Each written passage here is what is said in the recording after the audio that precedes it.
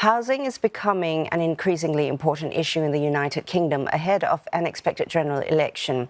A chronic lack of building new homes since the Second World War now means that Britain lags behind the number of homes per 1,000 people compared to the rest of Western Europe. And that shortage, coupled with a growing population, is driving up prices and making it increasingly hard for young buyers to get on the property ladder.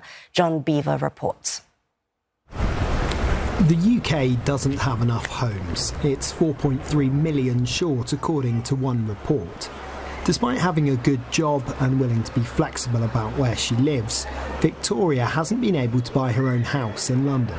I'm in a position where I'm living's fine, but you're not moving forward in life. You're standing still. You're not progressing. You're not buying the home that you want and that you should be able to. The properties that are affordable to first-time buyers, there's not enough there because you're going to get outbidded because there's so many people going for the same price house. So, you've got to outbid, you've got to have that little bit more.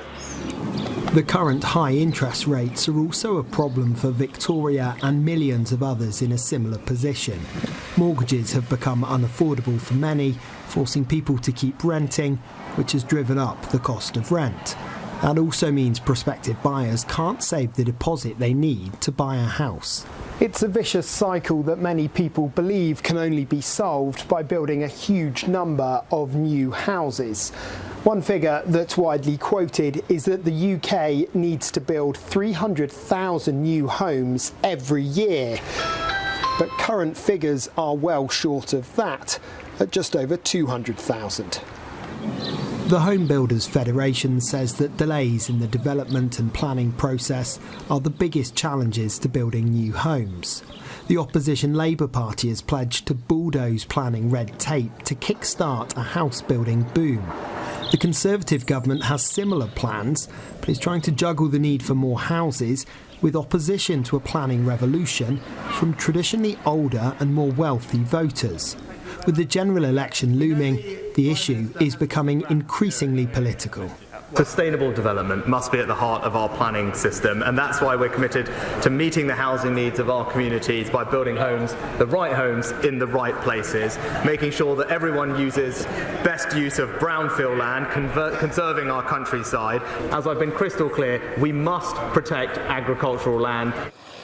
That fear of housing developments encroaching on England's green and pleasant lands, the so-called Green Belt, is most keenly felt in commuter towns and villages.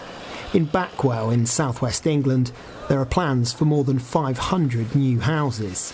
Locals who oppose the development have fought a lengthy campaign against it, which is now being reviewed by the local authority. But nationwide, home prices are now more than 8 times the average salary, and that figure is far higher in London and other popular areas. For those at the business end of selling houses, they see a continued demand for affordable housing. So we've got a lovely 4-bed property here with scope for improvement.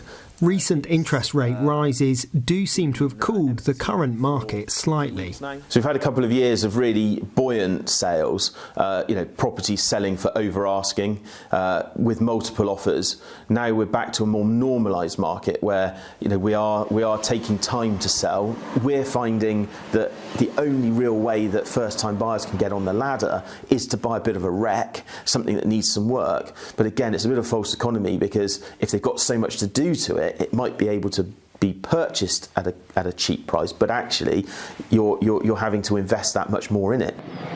With changes to planning laws dividing opinion in the build-up to the general election, politicians will need to try and walk a fine line between promising more houses and protecting the British landscape.